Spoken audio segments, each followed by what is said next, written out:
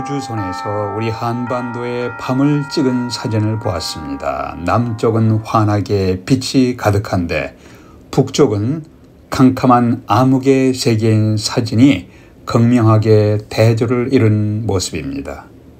영적인 세계에서도 어둠과 빛이 명확한 대조를 이루고 있습니다. 영적인 세계에서도. 요한복음은 빛이 어둠에 비추되 어둠이 깨닫지 못하더라.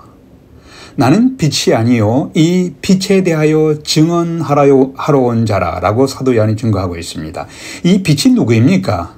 요한복음 1장 9절에서 참빛 the true light 참빛 곧 세상에 와서 각 사람에게 비추는 빛이 있었나니 그가 세상에 계셨으며 세상은 그로 말미암아 지은 바 되었을 때 세상이 그를 알지 못하였다.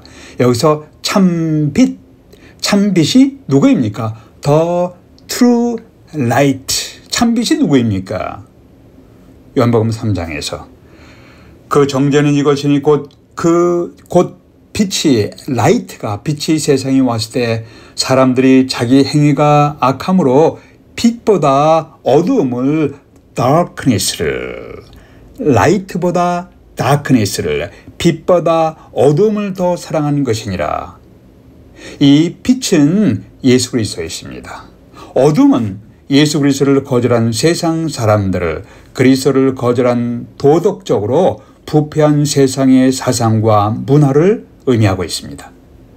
사도 요한은 계속해서 증거하기를 악을 행하는 자마다 빛을 미워하여 빛으로 오지 아니하나니 이는 그 행위가 드러날까 하며 진리를 따르는 자는 빛으로 오나니 이는 그 행위가 하나님 안에서 행한 것임을 나타내려 함이라. 여기 빛 대신 그리스도를 집어넣으면 좀 더 의미가 명확하게 됩니다.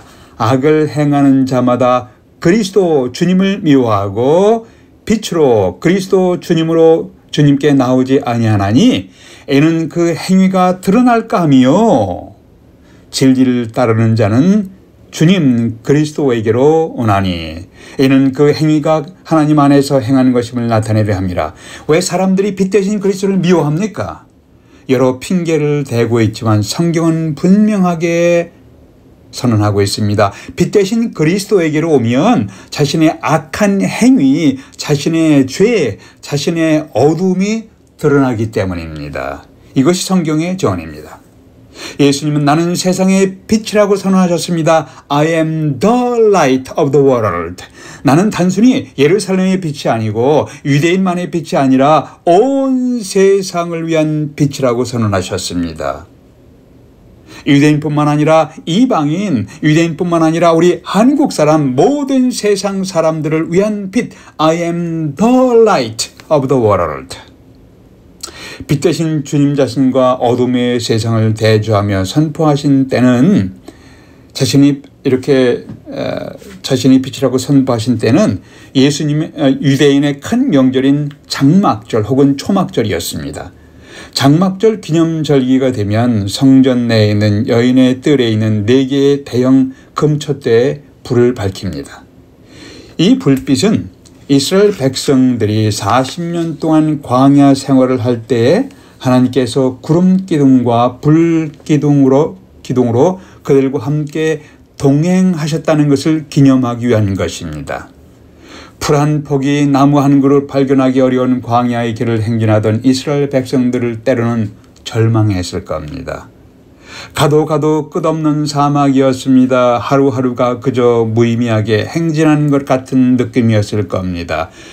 자기도 모르는 사이에 길을 잃어버리고 다람쥐 쳇바퀴 돌듯 삶의 악순환을 계속하는 같은 느낌이 들 때 그들은 허무감 그리고 절망감을 느꼈을 겁니다. 이러한 상황에서 이들이 인생의 행진을 포기하지 않고 약속의 땅까지 계속해서 행진할 수 있던 비결은 무엇이었을까요? 오늘날 우리는 AI 인공지능 시대에 살고 있습니다. 예측하기 어려운 시대를 살아가고 있습니다. 이때 우리는 절망감 혹은 많은 스트레스 혹은 불안감, 상실감을 경험합니다. 지난 6월 21일이죠. 새벽에 한국 부산의 한 아파트에서 고등학교 여학생 3명이 자살하는 사건, 큰 충격적인 사건이 발생했습니다. 미래의 꿈을 향해서 열심히 배우고 노력하며 쫓아가야 할 나이에 자살한다니 큰 충격이었습니다. 이 시대에 인생의 고뇌와 방황을 경험하는 사람들이 들어야 할 메시지를 주님이 이렇게 선포하십니다. 나는 세상의 빛이니 나를 따르는 자는 어두움에 다니지 아니하고 생명의 빛을 얻으리라.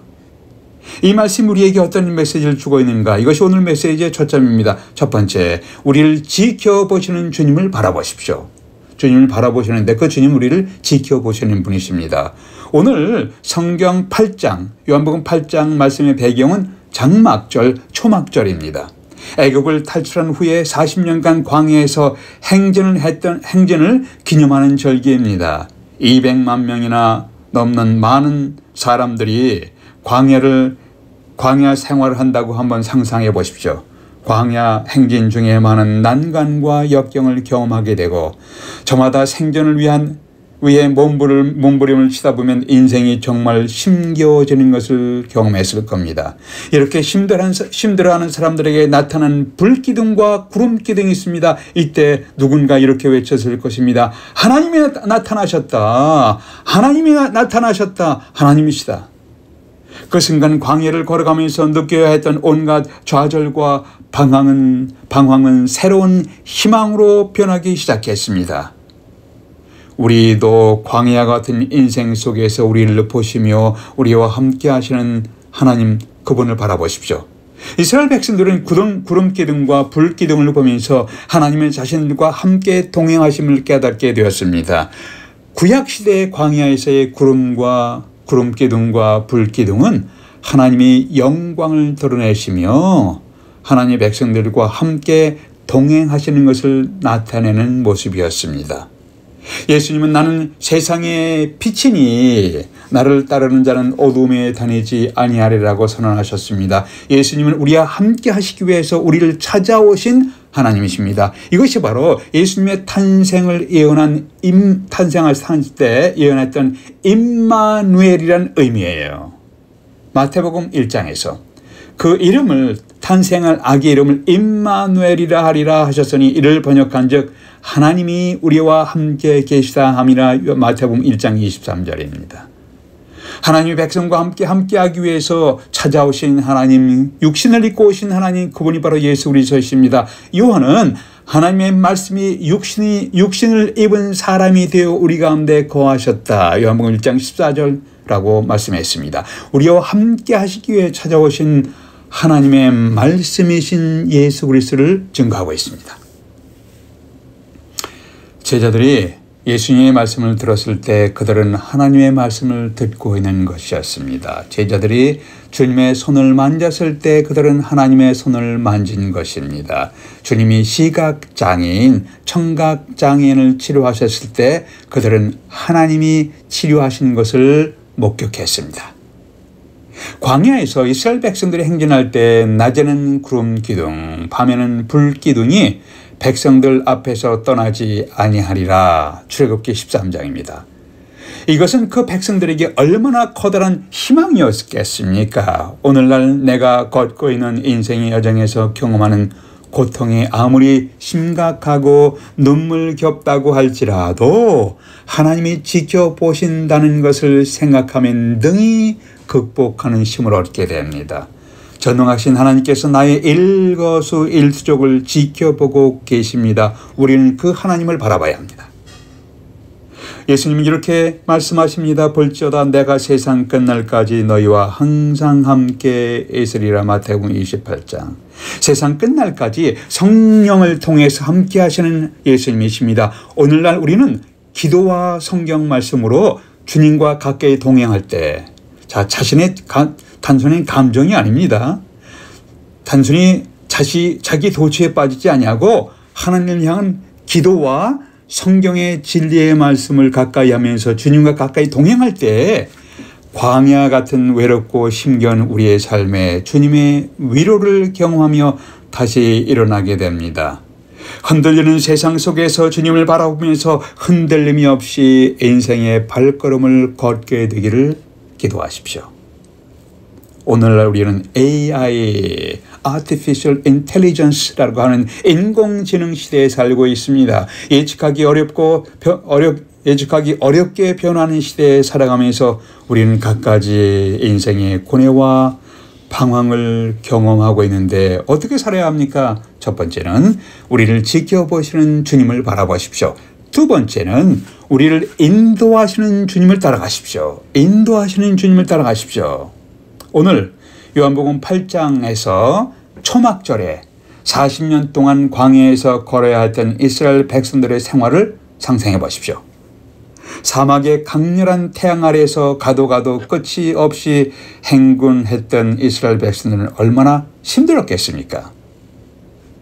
여기에다 어느 길로 갈지를 모르는 것이 더욱 큰 고통이었을 것입니다. 어느 길로 갑니까? 광야에서, 사막에서. 이 절망적이고 지겨운 고통의 길에 그들 앞에 구름 기둥과 불 기둥이 나타났습니다. 그 기둥들은 한 곳에 머무르지 아니하고 움직이며 앞길을 인도했습니다. 낮에는 구름 기둥, 밤에는 불 기둥으로 갈 길을 인도했습니다. 이것이 얼마나 인상적인 하나님의 인도하심인가요? 이러한 모습을 민수기 9장에서 이렇게 묘사했습니다. 구름이 성막에서 떠오를 때에는 이스라엘 자손이 곧 진행하였고 구름이 머무는 곳에 이스라엘 백성들이 진을 쳤더라. 구름이 앞에서 진행하면 백성들도 진행했고 구름이 머물면 그들도 머물렀습니다. 이렇게 하나님의 명령을 쫓아서 진행하면서 하나님의 인도하심을 경험하며 나아가는 장면들 얼마나 감격적인 아름다운 모습이었을까요? 그러나 이스라엘 백성들에게 또 다른 유혹이 있었을 겁니다. 사막 길에서는 이따금 오아시스를 만나게 됩니다. 그래서 오아시스가 있는 사막의 쉼터에서 한번 털썩 주저앉게 되면 다시 일어나고 싶지 않은 유혹을 느꼈을 겁니다. 언제 끝날지도 모르는 힘든 광야길을 기약 없이 걷는 상황이었습니다. 그러나 구름이 떠올라 움직이면 그들도 다시 일어나서 발걸음을 옮겨야 했습니다. 이것은 우리에게 무엇을 가르치고 있습니까? 계속적으로 우리는 선택하며 결정하며 살아가는 인생의 갈림길에서 우리는 좀 더 쉽고 좀 더 편리한 길을 선택하기보다는 하나님의 인도하심을 따라가야 합니다.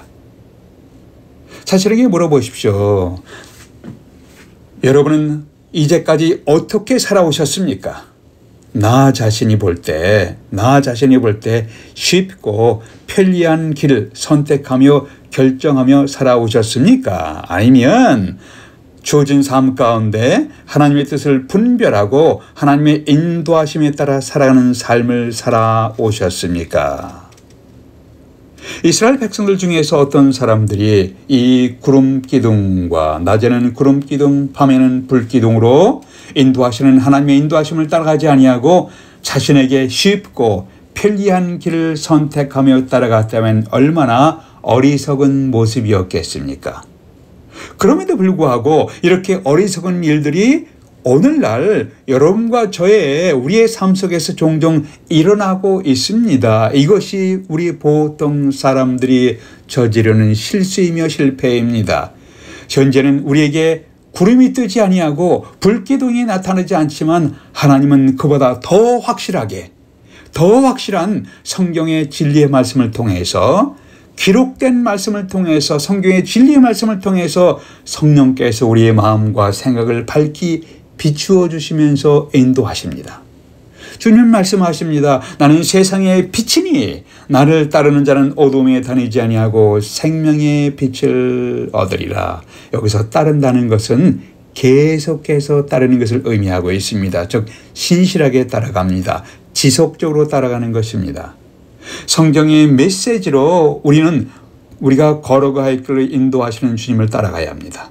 성경의 진리를 묵상하며 기도하는 우리의 마음과 생각을 비춰주시는 성령의 인도하심. 여러분, 그냥 성령의 인도하심이 아니라 성경의 진리를 묵상하며 기도하는 마음과 생각에 비춰주시는 성령의 인도하심이. 다시 하겠습니다. 성경의 진리를 묵상하며 기도하는 우리 마음과 생각을 비춰주시는 성령의 인도하심을 따라가십시오. 이렇게 해서 우리는 흔들리는 세상 속에서 흔들림이 없이 우리에게 주님이 주시는 확신을 경험하면서 살아갈 수가 있습니다. 광야에서 이스라엘 백성들이 직면했던 또 다른 큰 유혹이 있습니다. 그것은 약속의 땅을 향한 행진을 포기하고 싶은 유혹입니다. 그리고 옛날 애굽으로 돌아가고 싶은 유혹이었습니다. 물이 부족합니다. 음식이 마음에 안 든다고 원망과 불평하기도 했습니다. 모세에게 대들었습니다. 애굽으로 돌아가자고 아우성치며 선동하는 무리들도 있었습니다.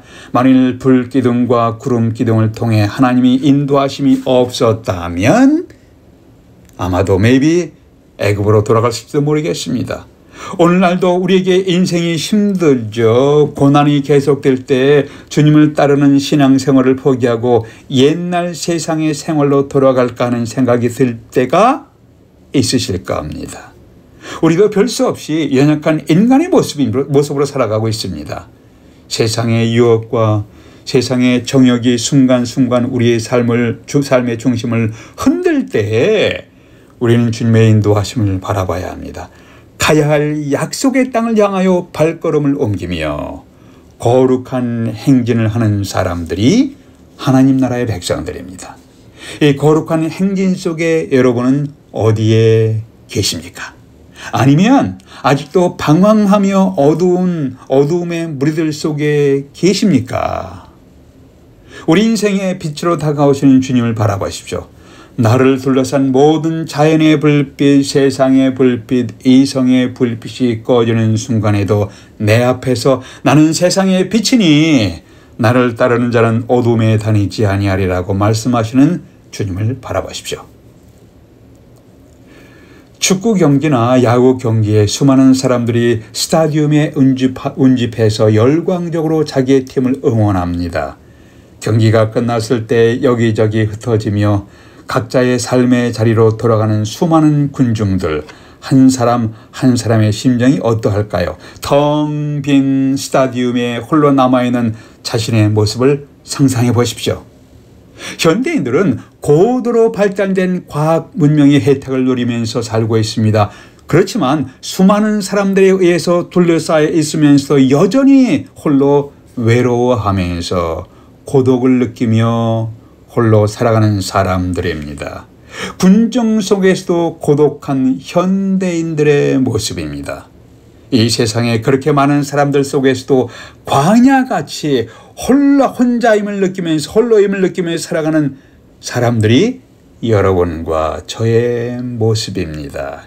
이 고독과 고통 속에서 우리를 홀로 내버려 두지 아니하시고 우리를 찾아오시는 주님, 우리 갈 길을 인도하시는 주님의 빛을 바라보십시오. 빛 대신 주님의 인도하심으로 인하여 제 인생은 보람된 인생이었습니다. 의미 있는 생애였습니다.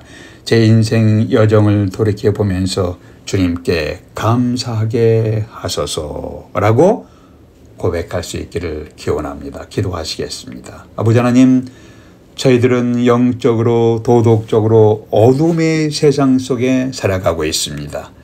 우리에게 각종 두려움이 있습니다. 전쟁의 두려움, 경기 침체의 두려움, 대인관계에서 오는 갈등의 두려움, 각종 두려움과 낙심의 어둠 속에서 빛 대신 주님의 인도하심을 구하며 살아가게 하여 주시옵소서. 우리 주 예수 그리스도의 이름으로 기도하옵나이다. 아멘.